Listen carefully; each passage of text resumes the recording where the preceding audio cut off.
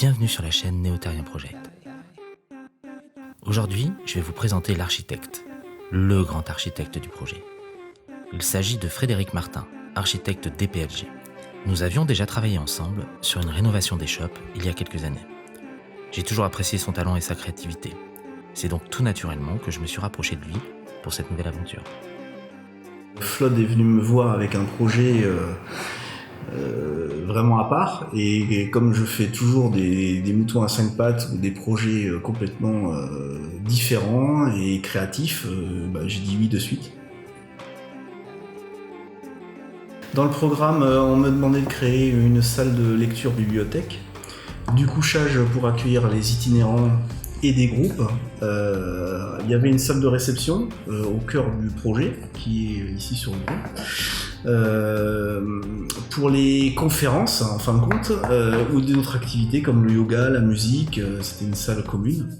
Le lieu est en hauteur sur le terrain.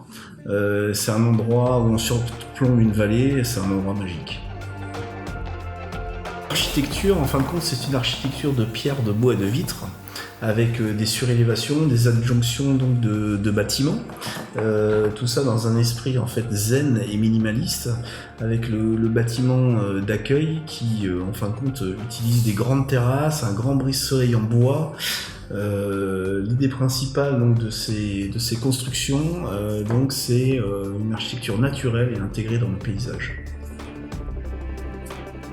Alors, l'idée du parcours de l'eau est venue naturellement parce qu'on a un terrain en déclivité et on se disait qu'on allait mettre donc un bassin sur la partie supérieure du terrain, et de ce bassin, en fin de compte, on allait utiliser la pente naturelle pour créer des cascades et avoir en fait un plan d'eau en contrebas.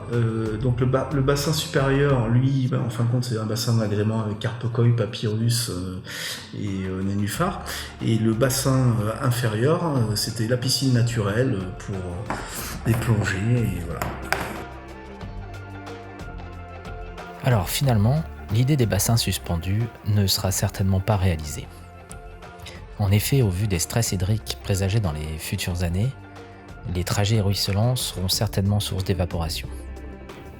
Il semble donc bien plus judicieux de garder cette eau précieuse pour l'utilisation quotidienne de la maison, ou encore pour un usage agricole ou aquaponique.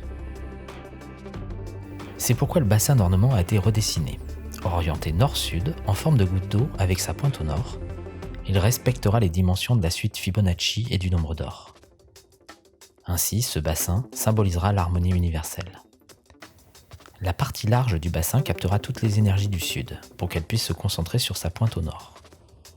J'y installerai naturellement un grand bain de soleil en bois pour bénéficier de ces énergies positives. On a conçu le projet avec notre logiciel et ça nous a permis de calculer l'ensoleillement et les ondes portées à toutes les époques de l'année, et ça nous a ainsi permis de dimensionner les ouvrages, brise-soleil, et placer les volumes. L'ombre et la lumière font partie intégrante de ce projet. L'architecture prend en compte des grands brise-soleil en bois, tout ça pour contrôler la lumière en été, puisqu'en fin de compte on a des grandes baies vitrées et il ne faut pas que les rayons du soleil tapent dedans, puisqu'en fin de compte on va créer un four. Mais par contre, ce système fonctionne bien en hiver, puisque les rayons du soleil sont plus bas, et là par contre viennent taper dans les vitres. Et sur des belles journées ensoleillées, on a du 22-24 degrés à l'intérieur, sans apport d'énergie.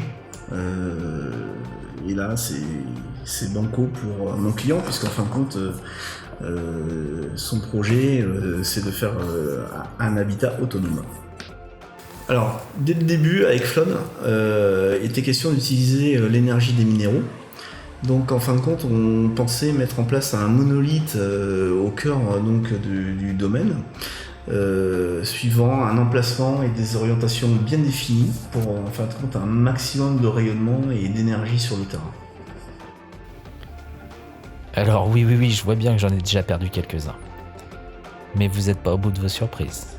Car pour ce projet, j'ai fait appel à 2 géobiologues. Ils m'ont fait la cartographie énergétique du lieu. et finalement, ça m'a fait changer 2-3 trucs. Ça sera l'objet de la prochaine vidéo. En attendant, on s'abonne, on like, et à très vite.